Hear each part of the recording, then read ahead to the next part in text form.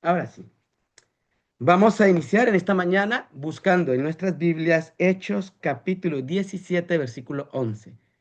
Hechos capítulo 17, versículo 11, un texto muy conocido, dice, y estos eran más nobles que los que estaban en Tesalónica, pues recibieron la palabra con toda solicitud, escudriñando cada día las escrituras para ver si estas cosas eran así. Tenemos un deber en sagrado como ministros del Señor y es estudiar las escrituras y ver si las cosas son así. Vamos a hacer una oración para iniciar. Amantísimo Padre que moras en los cielos, delante de ti, Señor, nos acercamos en esta mañana, entregándote, Señor, lo que somos y entregándote nuestro corazón. Ayúdanos, perdónanos en todo lo que hemos fallado y al estudiar tu palabra, que sea tu Santo Espíritu guiándonos y conectándonos, Señor, con las verdades eternas. Que sea tu Santo Espíritu tocando nuestros corazones y capacitándonos cada día. Lo suplicamos en Cristo Jesús. Amén.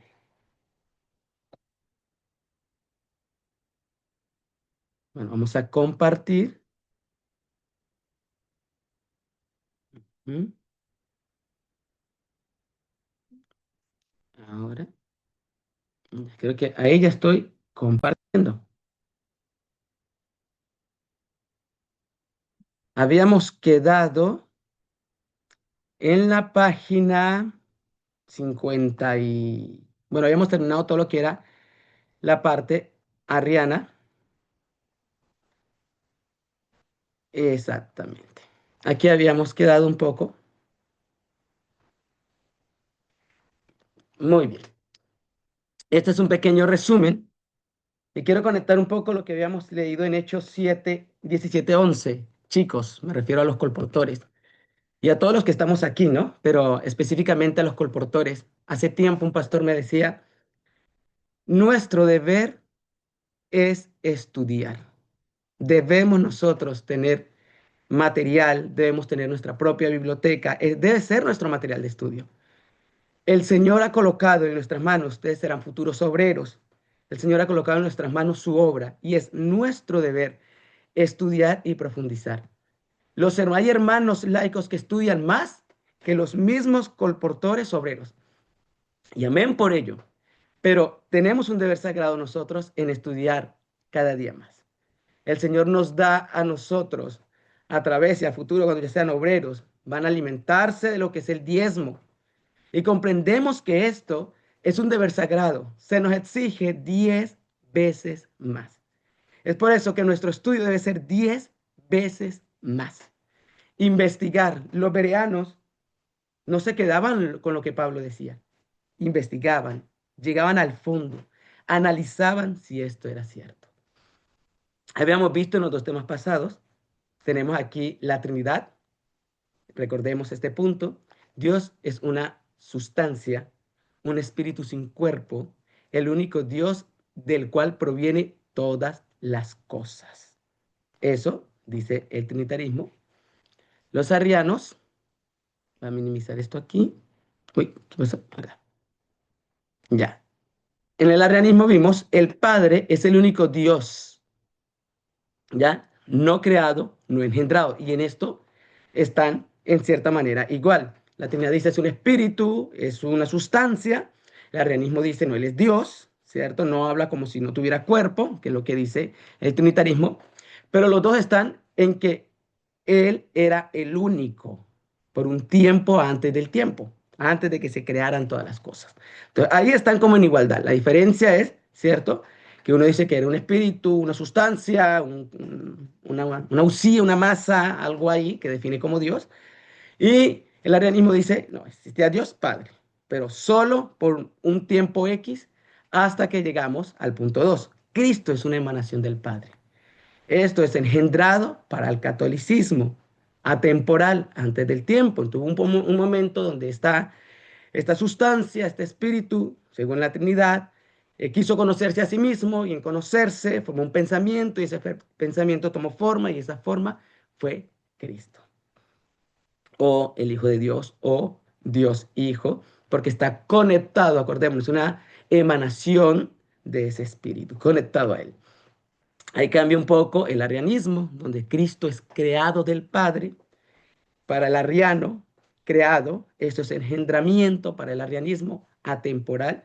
Y leíamos, no es que el hermano Brian lo dijo, habíamos leído el material y ahí decía Arrio claramente, Cristo es engendrado, pero ese engendrado lo toma como creación. Entonces juntos utilizan la palabra engendrado, uno como emanación y la otra como creación. Juntos, el trinitarismo y el arrianismo dice que todo esto fue antes del tiempo mismo, ya atemporal. A la diferencia del arrianismo es que Cristo existió desde un punto X y no había algo, y esto es interesante, ellos dicen, no vienen del Padre porque si no, ya estaría en el Padre, que es lo que dice el trinitarismo, sino que surgió de la nada, el Padre lo creó de la nada, primera criatura, primera creación. Seguimos, trinitarismo, lo que hemos estudiado. El Espíritu Santo es una expresión del amor del Padre y del Hijo, lo habíamos visto un poco, en el libro Mi Fe Católica lo ampliaba más, donde al amarse estas dos entidades, ¿cierto? Esta emanación que se llamó Hijo, viéndose a sí mismo, y esta entidad que se llama Padre, viéndose a sí mismo, se amaron, y en el amarse entre ellos mismos surgió lo que era el Espíritu Santo.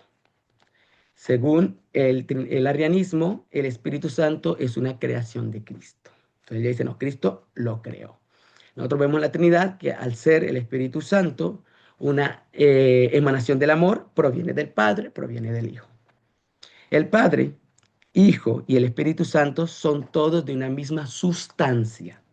Realmente no son personas, sino manifestaciones de un gran Dios. Esto en la parte trinitaria.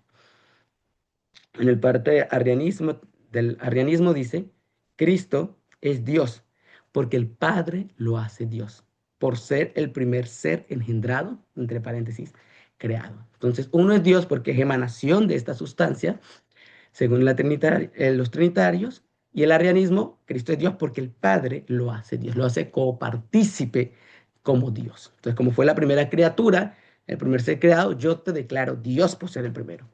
Y con él comienza a crear todo lo existente, según el arrianismo. El Espíritu Santo proviene del Padre y del Hijo, por eso es Dios. Entonces, es una emanación del Padre, es una emanación del Hijo, y por eso Él es Dios. El Espíritu Santo proviene del Hijo, no es Dios. Y nosotros aquí encontramos, ¿cierto? Los tres creen en el Padre, en el Hijo y en el Espíritu Santo, los tres. Perdón, sí, los dos, el trinitarismo y el arianismo creen en los tres, en el Padre, en el Hijo y en el Espíritu Santo. La diferencia es la definición que le dan a cada uno de ellos. Por el arianismo no es Dios, por el trinitarismo sí es Dios porque es una emanación del Padre y del Hijo en su amor eterno. Acordémonos que por la Trinidad vemos que el Hijo y el Espíritu Santo son perpetuamente engendrados, desde antes del tiempo mismo que fueron engendrados o fueron emanados, es diariamente esa emanación y ese engendramiento. Emanación por el Espíritu Santo, engendramiento por el Hijo. Cambio, en el arianismo no, ellos existieron y siguen existiendo, pero como criatura, ¿ya? Tengamos en cuenta estas dos corrientes porque estas dos corrientes después se van a ir a mezclar. Y vamos a ver en el siguiente apartado cómo se mezclan gradualmente y se van tomando de estas dos corrientes, la Trinidad y el arrianismo, y comienzan a mezclarse. Voy a leer también dos párrafos referente a la Trinidad. Este lo vimos en la primera clase. El Padre, Dios, engendró un Hijo igual a él de su naturaleza sin principio. Por tanto, el Padre no engendra al Hijo de algo, sino a partir, perdón, admito aquí, el Padre no engendra al Hijo de algo, sino a partir de la nada. El Espíritu Santo no es engendrado precisamente porque procede por la vía de amor y el amor no se realiza según la razón de semejanza, sino a manera de impulso vital como término de un movimiento de atracción que empuja intrínsecamente al amante hacia él. Y es ahí que surge el Espíritu Santo. Acordémonos, estudiamos un poco también como creo que era San Gregorio, tomaba esta eisegesis, que es una eisegesis, una aseveración que no está en el texto, ¿cierto? Y dice que así como Adán, Eva y Set, Eva sale de Adán, Set sale de Eva, Cristo sale del Padre y el Espíritu Santo sale del Hijo, pero también es parte del Padre porque Set es parte de Adán. E intenta por allá en el 300 y algo tomar y hacer ese simbolismo. Por la parte arriánica tenemos la definición que ya habíamos leído. Dice, Dios, siendo causa de todo, es absolutamente el único sin principio. Vemos que las dos definiciones es lo mismo. El Padre es el único sin principio. Los demás tienen un principio X. El Hijo, por el contrario, habiendo sido engendrado fuera del tiempo por el Padre, creado y establecido antes de los siglos. Volvemos a remarcar, engendramiento para el arianismo es creación. Utilizan la misma palabra que el catolicismo, pero para mostrar creación. No existía antes de ser engendrado, pero habiendo sido engendrado fuera del tiempo, antes que nada, es el único que llegó a subsistir por él, porque no es eterno ni coeterno, ni inengendrado con el Padre, ni tiene el ser a una con el Padre, por lo que algunos mencionan la relación, proponiendo dos principios en inengendrado, dos principios inengendrados, sino que en cuanto a unidad y principio de todo, Dios es anterior a todo. Por eso también anterior al Hijo. Entonces, bajo la línea reánica, tenemos el Padre es anterior a todo lo existente, el único Dios, hasta que hizo su primera creación o engendramiento, acordémonos para el arianismo lo mismo, que fue el Hijo, antes no era Padre hasta que creó el Hijo, y de ahí lo hace copartícipe de él y comienza la creación. Y el Hijo crea al Espíritu Santo.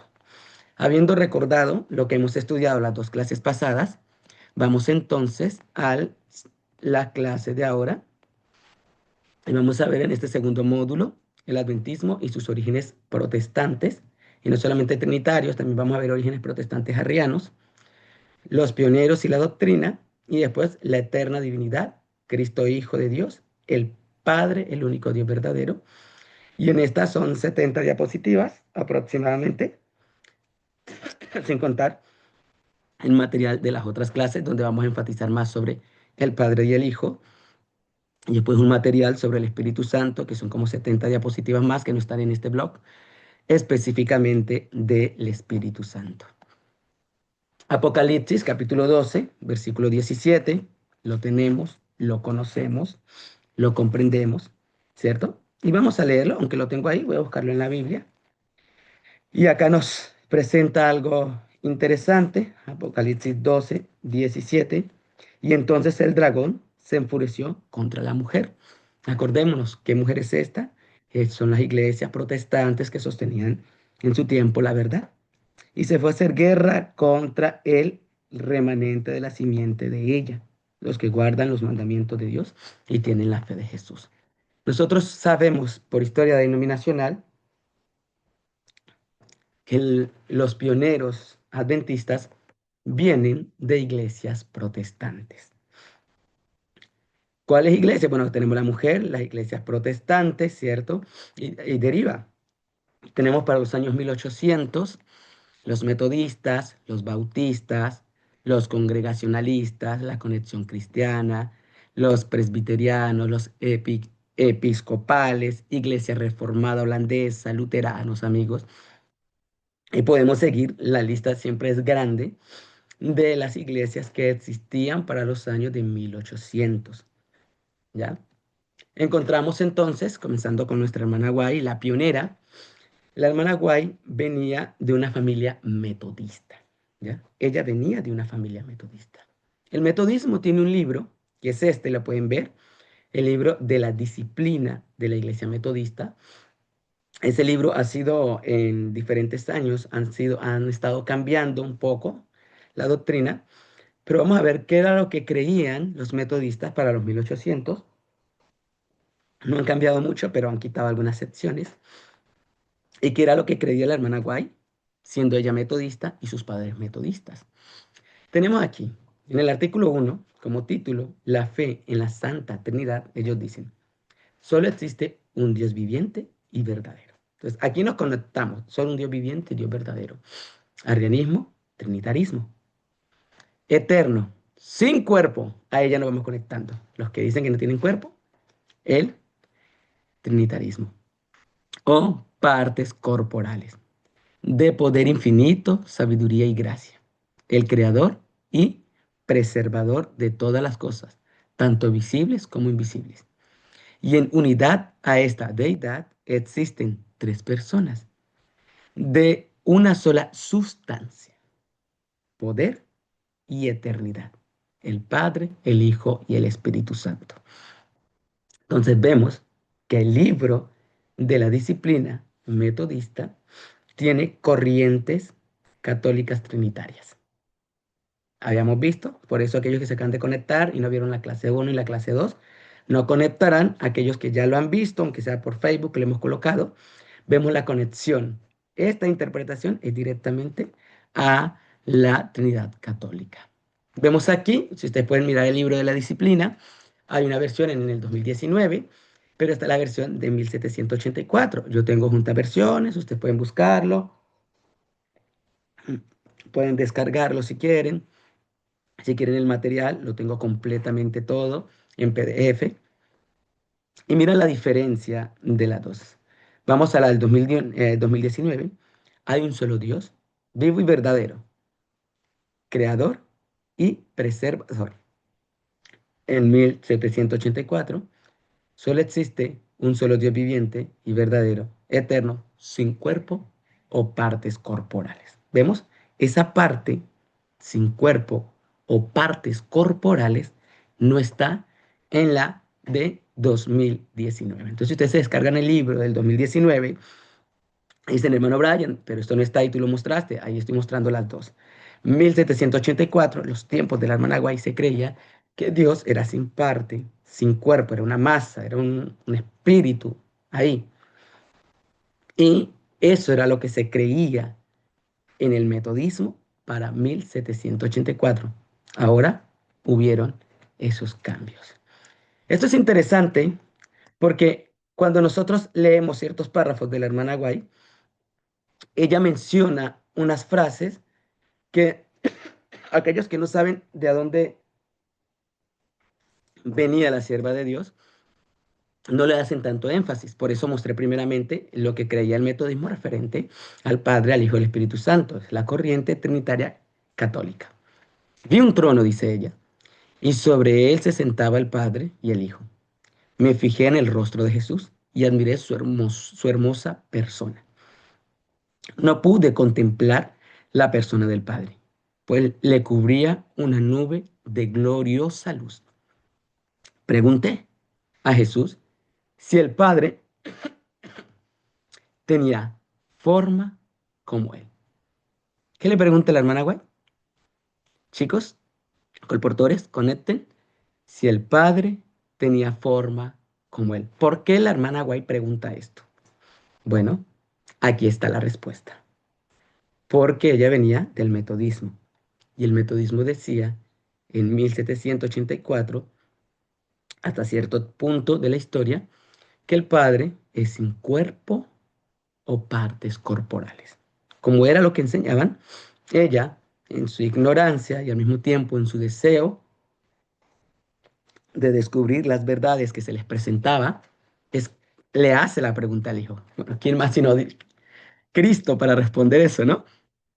Él dijo que la tenía, pero que yo, o sea, ella, no podía contemplarla, porque dijo, si llegase a contemplar la gloria de su persona, dejaría de existir. Entonces, ella quiere salir de esa duda y hace esta pregunta.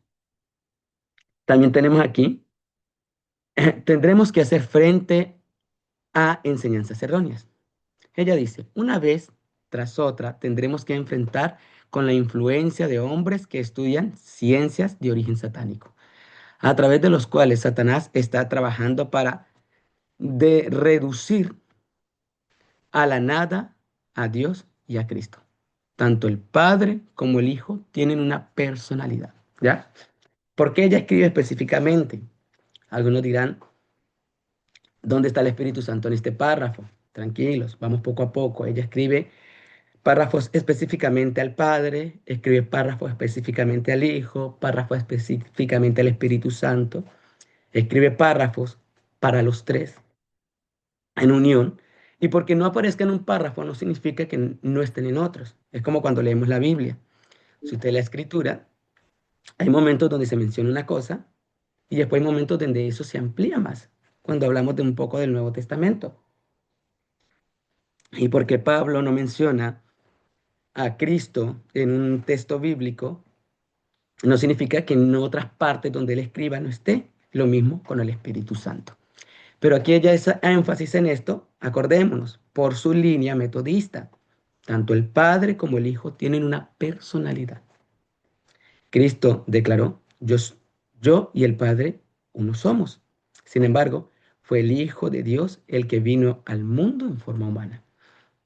Poniendo a un lado su ropaje real y su corona regia, vistió su divinidad con la humanidad, al fin de que la humanidad, mediante su sacrificio infinito, llegara a participar de la naturaleza divina y escapara de la corrupción que hay en el mundo por causa de la concupiscencia.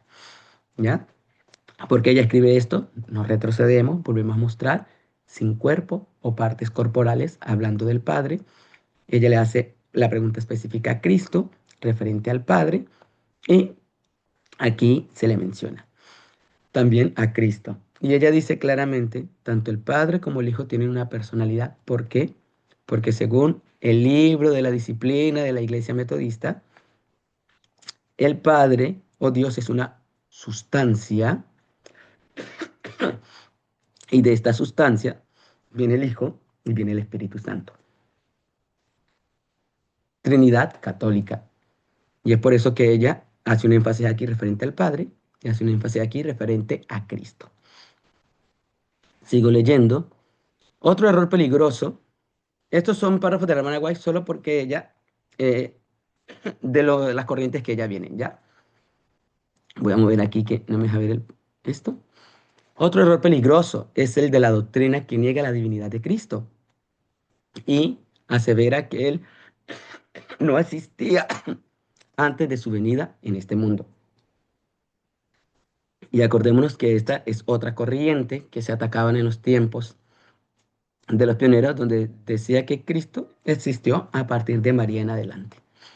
Esta teoría encuentra aceptación entre muchos que profesan creer en la Biblia y, sin embargo, contradice las declaraciones más positivas de nuestro Salvador respecto a su relación con el Padre, a su divino carácter y a su preexistencia anterior de su humanidad. A esto va conectado. Esta teoría no puede ser sostenida sino violentando el sentido de las Sagradas Escrituras del modo más incalificable. No solo rebaja nuestros conceptos de la obra de redención, sino que también socava la fe en la Biblia como revelación de Dios. Al par que esto hace tanto más peligroso, dicha teoría la hace también más difícil de combatir. Si los hombres rechazan el testimonio que dan las sagradas escrituras inspiradas acerca de la divinidad de Cristo, inútil es querer argumentar con ellos al respecto, pues ningún argumento, por convincente que fuese, podría ser yema en ellos. Ninguna persona que haya aceptado este error puede tener justo concepto del carácter o de la misión de Cristo, ni del gran plan de Dios para la redención del hombre. Vemos corrientes que existían y ellas hablan sobre esa corriente y al mismo tiempo, como ella habla, también en contra de la corriente metodista. ¿Quiénes pertenecieron al metodismo? Dentro de los pioneros tenemos a varios pioneros que pertenecieron al metodismo. Tenemos a Federico Wessler, 1840. 8 años después de su matrimonio, Wessler fue ordenado ministro de la Iglesia Metodista Episcopal. Comenzó a leer los escritos de William Miller y al final del 42 estaba convencido del mensaje de la pronta segunda venida de Cristo. Y su congregación en Washington también lo aceptó. Fue el primer pastor en aceptar el sábado que le predicó Rachel Hodgkin Preston.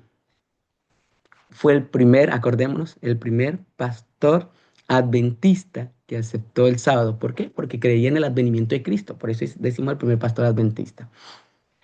Pero él era un pastor metodista. Sabemos entonces que podemos encontrar referente a la divinidad por Federico Wessler cuando hablamos que era pastor metodista. También tenemos a Juan Wington. La pronunciación siempre me mata. Dice, la fecha de su nacimiento fue un pastor estadounidense reconocido por ser el primer presidente de la Asociación General de los Adventistas del Séptimo Día. Primer presidente de la Asociación General. Era metodista, lo mismo que la hermana White venía del metodismo. Seguimos entonces mirando que otros pastores venían del metodismo. Pastor Iran Edson fue uno de los primeros expositores proféticos adventistas y evangelistas itinerantes. En el verano del 43, cuando los predicadores adventistas Miller y Jethro Hymet, Charles Fitz y Thomas Barry celebraron reuniones en carpas de Rochester, Nueva York. Edson asistió a estos servicios y leyó su documento, Las buenas nuevas del reino que está cerca. En un manuscrito inédito se refiere a la nueva doctrina millerista que aceptó en el 43 cuando los metodistas rechazaron. Entonces, ¿de dónde viene el pastor Iran Edson? Metodista. La enseñanza millerita de la inminente segunda venida de Cristo y expulsaron a los miembros que la aceptaron. Irán y Esther comenzaron a celebrar reuniones en su casa y muchos asistentes experimentaron la conversión. Entonces, ¿de dónde era el pastor Irán Edson? Metodista. Josías Smith, interesante, el pastor Josías Smith, bastante conocido también por algunos que estudian la historia denominacional, un pastor que dio su vida por la obra. Dice, en la probabilidad, Liz reveló por primera vez su predicción de la caída del Imperio Otomano en algún momento de agosto de 1844, basándose en su interpretación de la sexta trompeta en Apocalipsis 9. El libro, el libro también lo encaminó, perdón, el libro también lo encaminó hacia la eminencia millerita, provocando una pequeña sensación incluso en Vermont. Un mes después de la publicación del libro, el Vermont Vermont Telegram, perdón, anunció que parece que otro escritor, un tal Josiah Smith, ha estado haciendo predicciones similares a de William Miller con respecto a 1843. Esto es un periódico, ¿ya? Vermont Telegram. Y es interesante porque cuando estudiamos un poco, ¿por qué creemos que día por año es una aplicación dentro de la profecía? Vemos que Leach utiliza, o sea, Leach, el día por año para mostrar la caída del Imperio Otomano por Apocalipsis 9. Y con eso se demuestra de que sí, es válida la interpretación de día por año en lo que es la profecía. Vamos entonces a los bautistas. Confesión Bautista de Fe, 1689. ¿Quiénes eran bautistas? Tenemos al pastor Jorge Butler, tenemos a Andrews, Guillermo Miller y Urias Smith. ¿Qué creían los bautistas? Acá está en el capítulo 2, perdón, de Dios y la Santa Trinidad. ¿En qué libro? Este libro lo pueden descargar en PDF, se puede encontrar. Si lo compran en físico, mucho mejor. Yo no lo tengo en físico, lo tengo en PDF.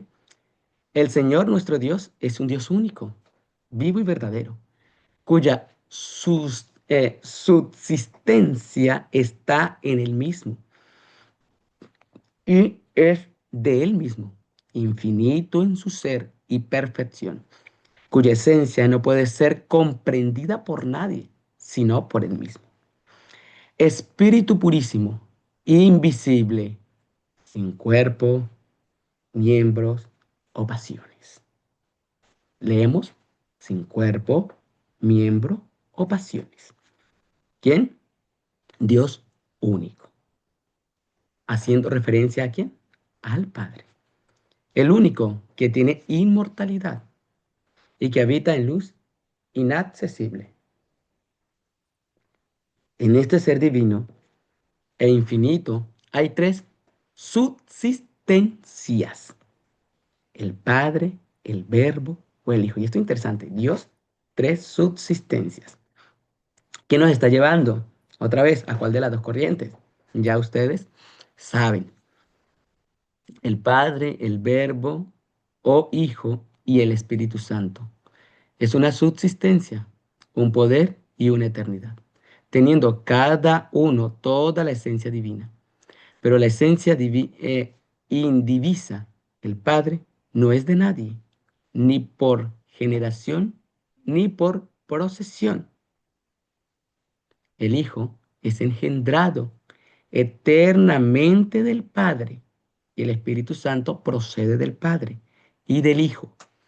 Repito, el Hijo es engendrado eternamente del Padre y el Espíritu Santo procede del Padre y del Hijo.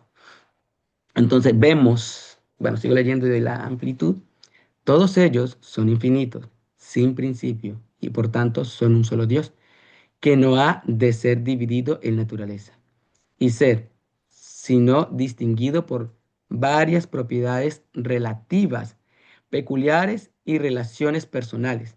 Dicha doctrina de la Trinidad es el fundamento de toda nuestra comunión con Dios y de nuestra consoladora dependencia a Él. Repetimos, el Hijo es engendrado eternamente del Padre y el Espíritu Santo procede del Padre y del Hijo. ¿Quiénes venían de esta iglesia bautista?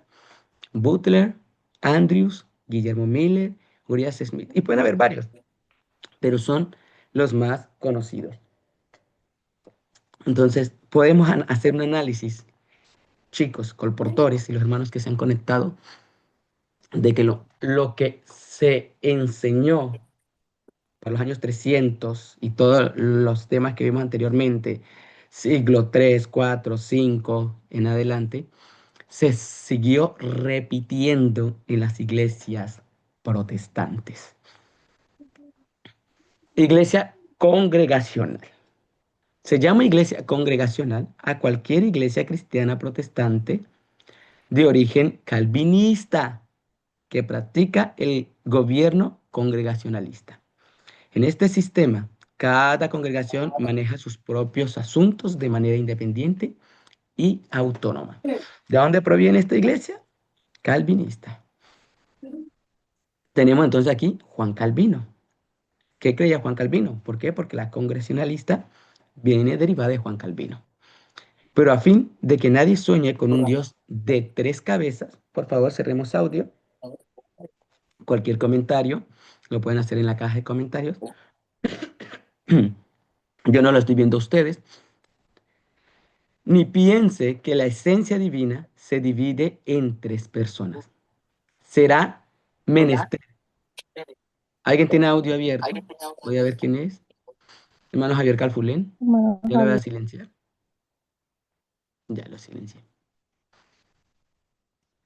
Vuelvo a leer. Pero al fin de que nadie sueñe con un Dios de tres cabezas, ni piense que la esencia divina se divide en tres personas, porque él dice un Dios de tres cabezas, bueno, será menester buscar una definición breve y fácil, que nos desenrede todo error.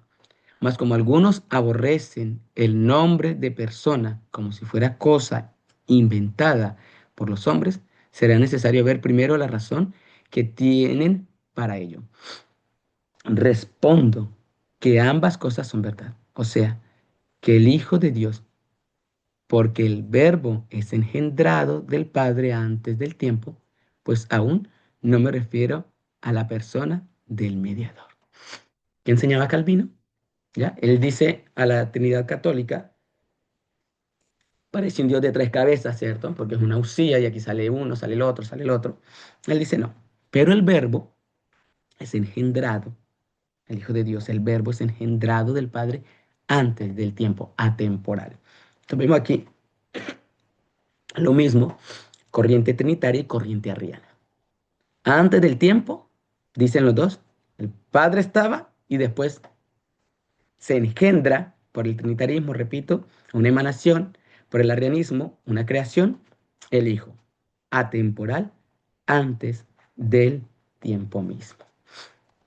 Esto es lo que enseñaba Juan Calvino. La iglesia congregacional es derivada de Juan Calvino, ¿ya? ¿Quiénes eran de la iglesia congregacional? Tenemos aquí entonces a Charles Fitch. ¿Quién fue Charles Fitch?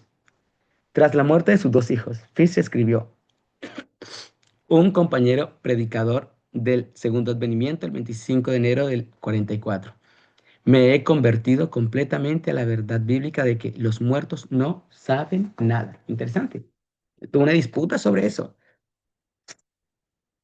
Perdón, estoy un poco agripado.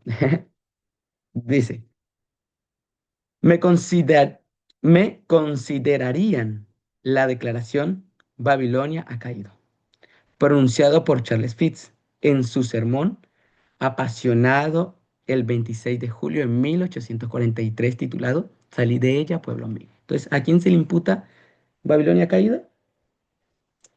Charles Fitz, como el cumplimiento de una profecía apocalíptica. El segundo de los tres mensajes de los ángeles de Apocalipsis 14, del 6 al 12. El pasaje que más claramente que ningún otro reveló la identidad y propósito de su movimiento como preparación para la segunda venida de Cristo. Entonces fue un hombre utilizado por Dios, Charles Fitch, pero viene de la iglesia congregacional derivado de lo que es el calvinismo. Arduo predicador de la segunda venida de Cristo, dice, me falta esta parte. Él y un compañero ministro, Apolo Alert, crearon la tabla de 1843, que ilustraba los principales argumentos para la venida de Cristo del 43. Esta tabla pronto se convirtió en la principal representación visual que usaban los milleristas. Representaba la estatua de Daniel 2, la bestia de Daniel 7, 8 y varias otras ilustraciones de los libros de Daniel y Apocalipsis. Aquellos que han estudiado un poco la historia y chicos colportores estudian historia denominacional, de donde proviene la iglesia, y se van a encontrar unos pendones donde aparecen eh, el Daniel 2, la bestia de Apocalipsis. Incluso Fish antes de ello crea una de madera que era desarmable para explicar Daniel 2. Es una historia bastante interesante, pero él fue uno de los creadores de estos pendones. Vamos entonces a los presbiterianos. Estamos analizando de dónde vienen los pioneros adventistas y qué creían esas iglesias de donde ellos venían. Los presbiterianos son una rama del protestantismo calvinista, caracterizada por un gobierno eclesiástico dirigido por ancianos, presbíteros, elegidos, basa su fe en la soberanía de Dios, la autoridad suprema de la Biblia y la salvación por la gracia. Tienen un enfoque reformado, con fuertes influencias a Juan Calvino y John Snow. Ya vimos que creía Juan Calvino, ¿no? Pero vamos a ver John Snow. ¿Quién fue este reformador? Dice, confesamos, dice él, y reconocemos un solo Dios, el cual solo debemos aferrarnos, a quien solo debemos servir, a quien solo debemos adorar y a quien solo debemos depositar nuestra confianza, quien es eterno, infinito, inconmensurable, incomprensible, omnipotente e invisible. Un solo Dios, uno en sustancia y sin embargo distinto en tres personas, el Padre, el Hijo y el Espíritu Santo. Por a quien confesamos y por no, y creemos que todas las cosas en el cielo y en la tierra, tanto visibles como invisibles, han sido creadas.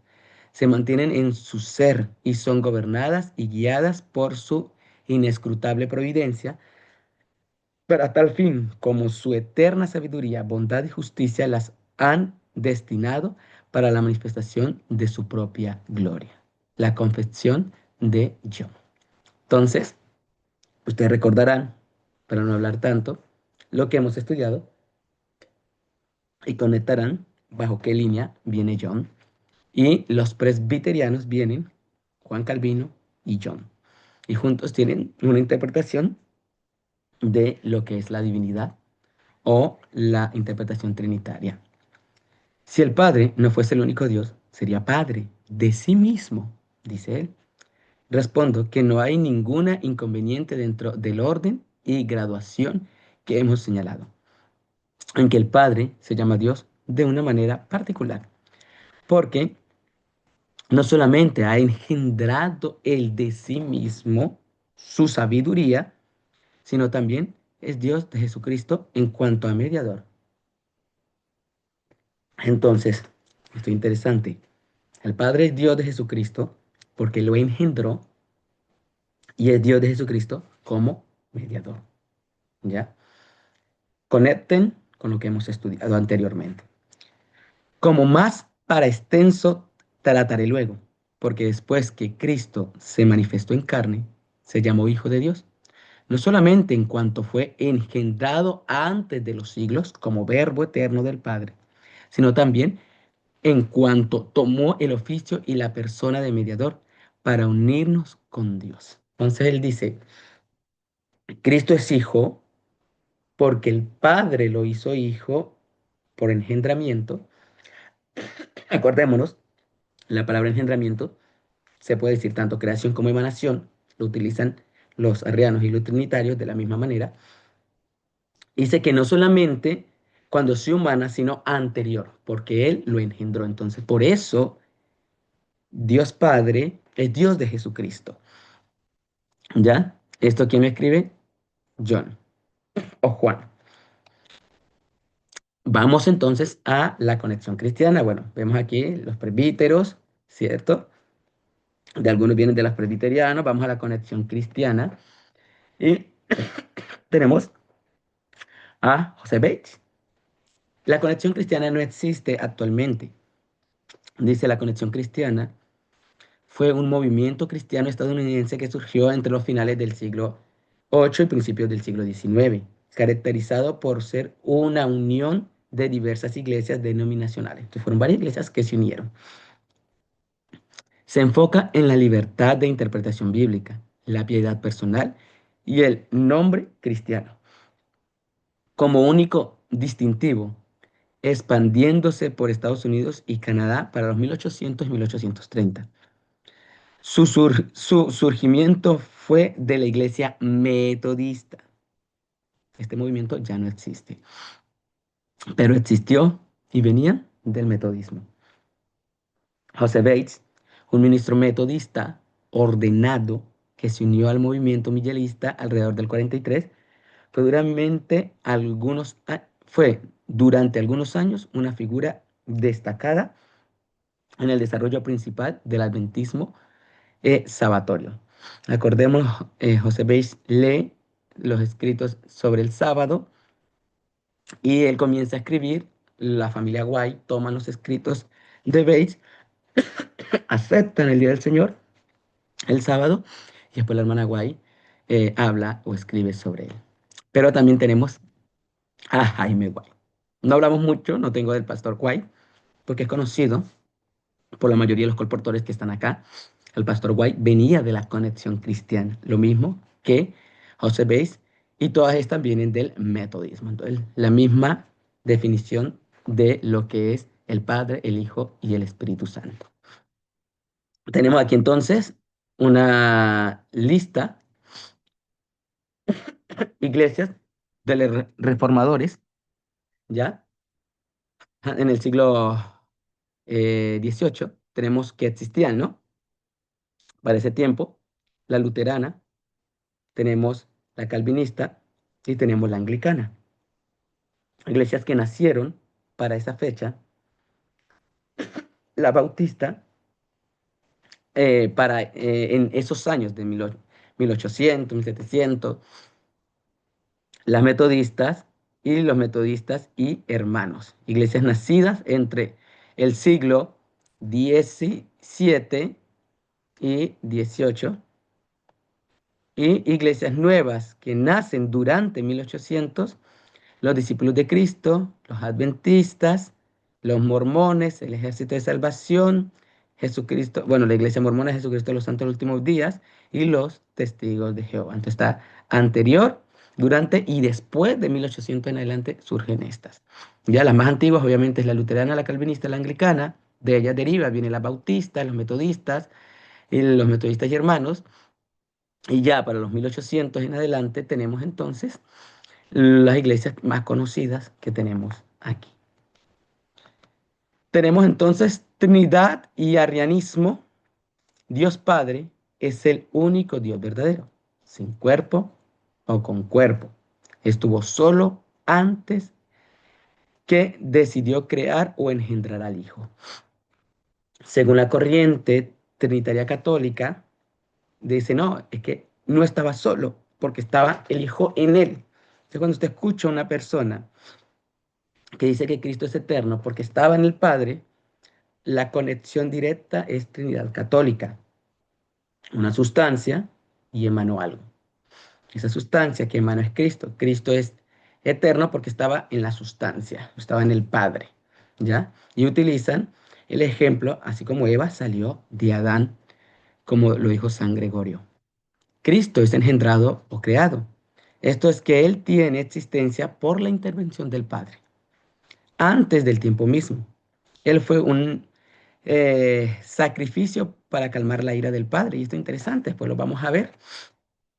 Obviamente no en este material, pero vemos que en el plan de redención y todo eso lo vamos a conectar. Pero aquí decimos que solo por la intervención, es lo que dice el arrianismo y el trinitarismo católico, solo por la intervención del Padre, Cristo existe. Eso es lo que le dice la Trinidad y el arrianismo. Si el Padre no hubiera intervenido en un punto antes de la misma eternidad sin tiempo, entonces Cristo no existiría. Es la conclusión que llegan estas dos corrientes. Una sola sustancia. Esto es que Él tiene existencia por la intervención del Padre. Esto es derivado del Padre o creado de la nada según el arrianismo. El Espíritu Santo es una emanación del Padre y del Hijo. Dice, tiene existencia por la intervención del Padre y del Hijo. Esto sea de su amor o una tercera cosa de cada uno que se combina formando un solo ser distinto a ellos, ¿ya? No es que el Espíritu Santo emana del Padre, emana del Hijo, y si tiene pensamiento propio, esto pero es una emanación del Padre, una emanación del Hijo. Cuando escuchamos esto, recordémonos, ¿de a dónde viene? Trinidad católica. No, que Cristo existió porque el Padre lo quiso así, arrianismo. Y también Trinidad, o sea, están conectados en ese ámbito de que hubo un tiempo donde no estaba y después de un tiempo para acá sí existió. Vamos con Guillermo Miller, esto es interesante. Creo en un Dios viviente y verdadero y que hay tres personas en la divinidad, al igual que existe en el nombre, el cuerpo, el alma y el espíritu. Y si alguien me pregunta, ¿cómo estos pueden existir? Le diré cómo las tres personas de Dios triuno están conectadas. Guillermo Miller no hace mucho énfasis en lo que es su creencia de los tres seres de la divinidad, está dedicado más a predicar la segunda venida de Cristo. Tenía muchos amigos de diferentes corrientes, pero él escribe esto referente a la divinidad. Vamos a dejarlo hasta aquí. Vamos a entrar entonces del segundo módulo, al otro apartado, lo que creían los pioneros adventistas iniciales, arrianos y trinitarios. Acá en este módulo vamos a ver, en el segundo módulo que estamos viendo en este apartado, vemos de las iglesias donde ellos venían, las iglesias que ellos creían, a las iglesias que ellos pertenecían. Y después vamos a ver qué escribieron ellos referente a lo que es la divinidad. Pero ese será, si Dios lo permite, para mañana, anhelando que tenga voz para seguir con esta capacitación. Oremos al Señor. Quedamos en la diapositiva. Acordémonos, chicos, hablo a los colportores, 76. Son 145, entonces todavía nos hace falta bastante tela que cortar. Yo siempre le digo a los muchachos, hay mucha tela que cortar en diferentes temas de lo que es la escritura. Que sea el Señor ayudándonos, fortaleciéndonos cada día, que podamos estudiar. No nos quedemos con lo que yo estoy presentando, chicos. No nos quedemos con ellos, colportores. Estudien, agarren este material, investiguen, descarguen los libros en PDF. Algunos se encuentran gratuitamente, otros en un material que estoy haciendo, toca comprarlos. Entonces hay que dedicarle economía al estudio. Algunas cosas son gratis y otras no. Que sea Dios ayudándonos, fortaleciéndonos y que podamos cada día capacitarnos en lo que son las cosas del Señor. Vamos a hacer una oración y quiero pedirle a uno de los colportores aquí presentes. Voy a ver, tenemos a varios hermanos, pero quiero pedirle al hermano Robert que nos dirija en oración, por favor, para terminar. Hermano Robert. Oremos. Padre bueno que moras en los cielos, amado Dios, ante ti nos presentamos para darte las gracias por el día que tú nos concedes, porque comenzamos nuestras tareas recibiendo, Señor, esta instrucción valiosa, esta instrucción que tú nos permites entender para fundamentarnos, Señor, y cada día tener la certeza de que caminamos por la vía correcta, por el camino correcto. Gracias, Señor, por tu conocimiento. Gracias, Padre, por todo lo que tú nos das en nuestras manos. Ayúdanos, Señor, para poder aprovecharlo y también ayudar a otros de salir del error. Deseamos, Señor, que nos confirmes en tu iglesia, que nos confirmes en la fe y hacia cada uno de mis hermanos que se encuentren conectados y aquellos que verán también la transmisión por otros medios. Deseamos tu bendición para todos hoy. Te lo rogamos y le agradecemos todo en el nombre de Jesús. Amén. Amén. Que sea el Señor guiándonos y fortaleciéndonos en este día. Voy a subir después el video a Facebook, por si alguno de los colportores quiere volverlo a ver y los hermanos que están acá. Dios los bendiga, feliz día para todos, el Señor los guarde. Nos vemos mañana por la misma hora y agradeciéndole a nuestra hermana Male por el Zoom, por el mismo canal.